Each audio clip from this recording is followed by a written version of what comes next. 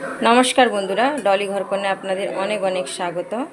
এই দেখুন আমি আজকে বানিয়েছি ভুনা চিংড়ি। এই দেখুন এটা একটা সমুদ্রের চিংড়ি আর খেতে দারুণ। এই দেখুন একদম রেডি, খেতে দারুণ। এই দেখুন একদম ঝুরঝুরে ভুনা হয়েছে। আপনারা তাহলে করবেন। তাহলে চলুন বন্ধুরা ভিডিওটা দেখে নেওয়া যাক। এই দেখুন বন্ধুরা, আপনাদের দাদা আজকে এনেছে বাজার থেকে। এই দেখুন বড় বড় এটা সমুদ্রের চিংড়ি, লাল চিংড়ি। এই চিংড়ি দিয়ে একটা সুন্দর রেসিপি বানাবো, একদম ইউনিক রেসিপি। এই দেখুন একদম একই সাইজের চিংড়ি, একটু ছোট বড় নাহলে এই দেখুন সব একই সাইজের চিংড়ি, একদম সুন্দর চিংড়িগুলো। তাহলে চলুন বন্ধুরা, আমি আগে চিংড়িগুলো পরিষ্কার করে নিই, তারপর আমি রান্না বান্নায় ফিরে আসবো। তাহলে চিংড়িগুলো এই দেখুন কত বড় বড় সমুদ্রের চিংড়ি, একদম লাল লাল তাজা তাজা চিংড়ি। তাহলে চলুন বন্ধুরা মাছটা আগে সাফ করে নিই। এই দেখুন বন্ধুরা, আমি চিংড়িগুলো সাফ করে নিয়ে চলে এসেছি, পুরো পরিষ্কার করে নিয়েছি চিংড়িগুলো। আর নিয়ে নিয়েছি একটা টমেটো, আর নিয়েছি এই দেখুন শুকনো নারকেল। যে নারকেলের জল থাকে না, আমরা নারকেলগুলো দেখলেই বুঝতে পারবেন। এই দেখুন জল নেই, এরকম শুকনো নারকেল লাগবে। আর নিয়েছি দুটো সেদ্ধ আলু। আমি বানাবো শুকনো নারকেলের খোবরা চিংড়ি। তাহলে আপনারা দেখতে থাকুন, খুব ভালো লাগবে রেসিপিটা। আর এটা এটা হচ্ছে চিংড়ির ভুনা বানাবো অ্যাকচুয়ালি আমি। ভুনাটা দারুণ হয় খেতে, আর শুকনো নারকেল দিয়ে বানাবো। তো আপনারা রেসিপিটা দেখতে থাকুন। এই দেখুন আমি কড়াই বসিয়ে দিয়েছি, এর মধ্যে দিয়ে দেবো আমি সরিষার তেল। আমি দিয়ে দেবো একটুখানি সরিষার তেল। বন্ধুটা এটা সমুদ্রের চিংড়ি, যেটা লাল চিংড়ি হয়, ওই চিংড়ি দিয়ে আমি বানাবো। এই দেখুন তেলটা গরম হয়ে গেছে। আমি দিয়ে দেবো এই দেখুন কয়েকটা জিরা আর একটুখানি তেজপাতা। একটা ছিল বন্ধুরা আমার কাছে, অ্যাভেলেবল নেই এখন, আপনারা একটু তেজপাতায় দিয়ে দেবেন। আমি দিয়েছি একটুখানি জিরা আর তেজপাতা। এর উপরে দেবো আমি পেঁয়াজ। পেঁয়াজটাকে আমি 1 মিনিট ভালো করে ভেজে নেব। আমি এটাকে ভালো করে 1 মিনিট একটু ভেজে নেব।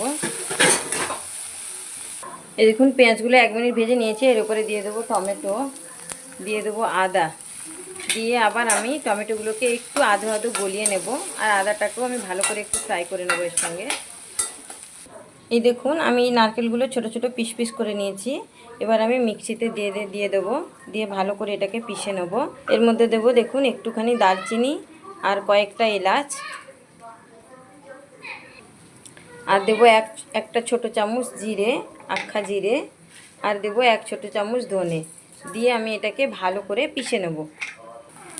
এই দেখুন এটা পুরো ভাজা হয়ে গেছে মোটামুটি। এবার আমি এর উপরে চিংড়ি মাছগুলো দিয়ে দেবো। দারুণ হবে বন্ধুরা, খুব সুন্দর একটা রেসিপি। আপনারা একবার ট্রাই করবেন। আর আমার রেসিপিগুলো ভালো লাগলে অবশ্যই বন্ধুরা আমার পাশে থাকবেন, একটা সাবস্ক্রাইব করে দেবেন। আর যারা আমার ভিডিওগুলো দেখছেন একটা লাইক দিয়ে ভিডিওগুলো দেখবেন। আর অবশ্যই ভিডিওগুলো কেমন বানাচ্ছি কমেন্টে জানাবেন। এই দেখুন এটাকে আমি এবারে ভালো করে ভেজে নেব। দিয়ে দেবো হলদি পাউডার, দেবো লঙ্কা পাউডার, যে যেরকম লঙ্কা খেতে পারেন তার উপরে দেবেন আপনারা। দিয়ে এটা ভালো করে আমি 1 মিনিট ভুঁজে নেব। এবার দিয়ে দেব নুন, কারণ জলটা বেরোবে, এবারে বেরোলে পুরো সেদ্ধ হয়ে যাবে। মশলাগুলো সুন্দরভাবে আমি কষিয়ে নেব। আর এই চিংড়ি মাছ ভুনাটা অনেকে অনেক রকম বানিয়েছে, কিন্তু সত্যি বন্ধুরা চিংড়ি মাছ যে কোনো সবজিতে দেন, যে কোনো মানে তরকারিতে আপনারা দেন, তো ভালো লাগে খেতে। মানে ওইটা একটু স্বাদ বদলে দেয়। চিংড়ি মাছ এমন একটা মাছ যে কোনো সবজিতে ও একদম স্বাদ বদলে দেয়। এটা একটু অন্য রকম বানালাম, আপনারা একবার ট্রাই করবেন। কারণ শুকনো নারকেল দেশের ঘরে কেউ খেতেই চায় না, ওসব ফেলে দেয়। আর না হলে নারকেল তেলের জন্য ঘানিতে পাঠিয়ে দেয়। ওই নারকেল দিয়ে আপনারা বানাবেন, একদম দারুণ হবে রেসিপিটা। একবার ট্রাই করে দেখবেন, খুব সুন্দর। এটাকে আমি একদম ঢাকা দেবো না, আর একটুও জল দেবো না, একদম শুকিয়ে শুকিয়ে আমি ভালো করে শুকনো শুকনো করে ফ্রাই করব। এই দেখুন এটা হালকা হালকা ফ্রাই হয়ে এসছে, আর 1 মিনিট আমি একটু ভেজে নেব। দেখুন চিংড়ি মাছ জল ছেড়েছে, একটু একটু জল ছাড়ছে, শুকিয়েও গেছে মোটামুটি। দেখুন এর উপরে আমি এই নারকেল সব বেটে রেখেছিলাম মশলাগুলো, এটা আমি অ্যাড করে দেব। এই দেখুন দারুণ হবে একদম। এটাকে ভালো করে ভেজে নেবো এরকম করে। এই দেখুন বন্ধুরা এরকম করে আমি ধীরে ধীরে করে আমি ভেজে নেবো। আর একটা কথা, শুকনো নারকেল বলে আমি মশলা যখন করেছিলাম মিক্সারে আমি একটু জল দিয়েছিলাম, না হলে ওটাকে বাটা যেত না, কারণ অনেক শক্ত, শুকনো নারকেল অ্যাকচুয়ালি অনেক শক্ত হয়ে যায়। তো ওই জন্য আমি ওই মশলার সঙ্গে একটু জল দিয়ে মশলাটা বেটেছি। আপনারা যদি শুকনা বাটতে পারেন তাহলে জল দেওয়ার কোনো দরকার নেই, আর যদি না বাটতে পারেন তাহলে মিক্সারে একটু জল দিয়ে বাটবেন, দিলে মশলাটা সুন্দর একদম মিহি হয়ে যাবে, আর মুখে লাগবে না, কটকট করে নারকেলগুলো লাগবে না, আর মুখে একদম মিহি হয়ে গেলে খেতে ভালো লাগবে। তো ওই জন্য আমি একটু জল দিয়ে বেটেছি, আপনারাও এইভাবে করবেন। দেখুন একদম জলও শুকিয়ে গেছে। এটাকে আমি এরকমই করে ধিমি আঁচে ভাজবো, এ থেকে আমি এক ফোঁটাও জল দেবো না।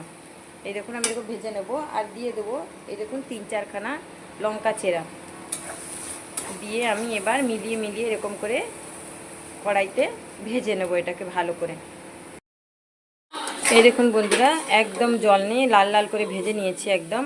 এর উপরে দিয়ে দেবো এই টুকরো কয়েকটা আলু দিলে না এটা একটু সফটেড হবে, চিংড়ি মাছ আর নারকেল দেওয়া আছে তো একটু সফটেড হবে, খেতেও খুব ভালো লাগবে। এই জন্য আমি একটা আলু টুকরো করে দিয়ে দিলাম।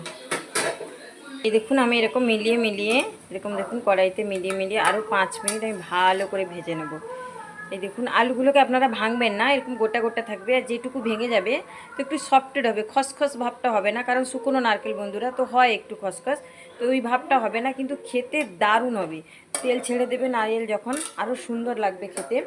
তো আমি এর উপরে দিয়ে দেবো এই দেখুন ধনেপাতা, একটু বেশি করে আপনারা ধনেপাতা দেবেন, কারণ সমুদ্রের চিংড়ি, এটাকে যতই ভালো করে ভাজবেন ততই খেতে মজার, অনেক মজার রেসিপি বন্ধুরা। আর আপনি জানেন চিংড়ি মাছ একটা পোকা, ওই পোকা যে কোনো সবজিতে, যে কোনো ভাজিতে, যে কোনো গ্রেভিতে দেবেন, দারুণ হয় খেতে। এটা একটা ইউনিক রেসিপি, আপনারা একবার ট্রাই করে দেখবেন যে কেমন হয়, দারুণ হয়। আমরা বহুবার আমরা এরকম বানিয়ে খাই।